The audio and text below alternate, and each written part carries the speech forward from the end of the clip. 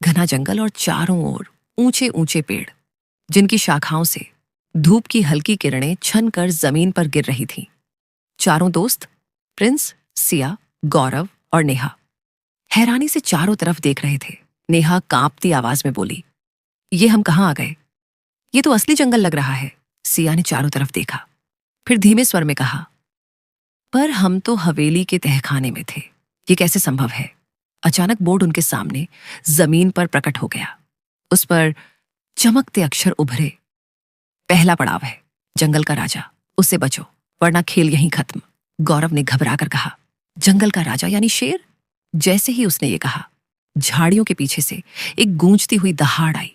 अचानक एक विशालकाय शेर सामने आ गया।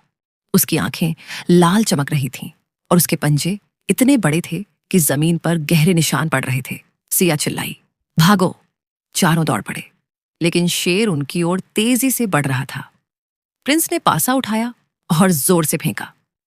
पासा जैसे ही रुका, बोर्ड में से शब्द निकले, तुम्हें मिला है जादुई भाला, इसका इस्तेमाल समझदारी से करो।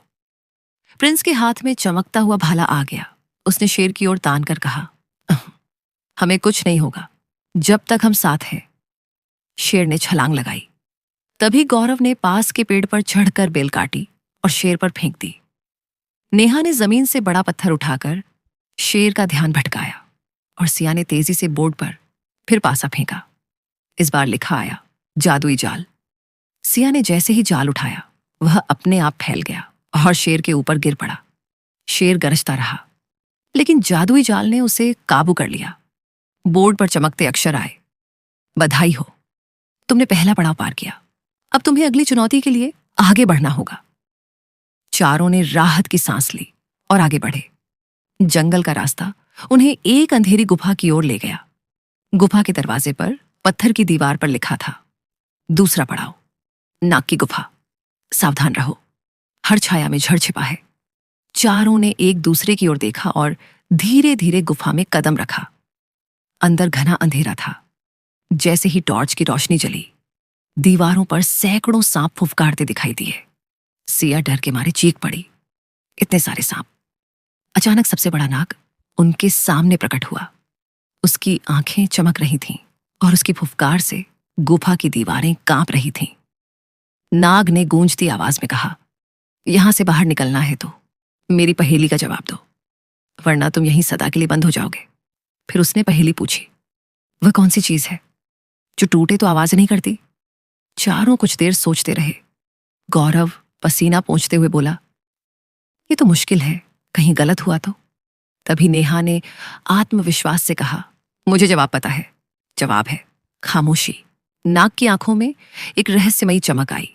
वह बोला, सही जवाब, तुमने बहादुरी दिखाई, जाओ, रास्ता तुम्हारा है। जैसे ही नाग गायब हुआ, गुफा के भीतर एक नया रास्ता खुल गया। बोर्ड फिर चमका और उस पर लिखा आया, 2 पड़ाव पार हो गए, अब समय है असली परीक्षा का। चारों ने एक दूसरे की ओर देखा।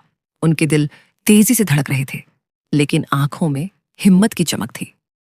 प्रिंस ने गहरी सांस लेते हुए कहा, अब तो मुझे यकीन हो गया है, ये खेल हमारी जान लेने के लिए है, लेकिन अगर हम साथ हैं तो जीतेंगे भी हम ही। कहानियों की ये यात्रा यहीं नहीं रुकने वाली, इसलिए अभी चैनल को सब्सक्राइब कीजिए और हर दिन नई कहानी का हिस्सा बनिए।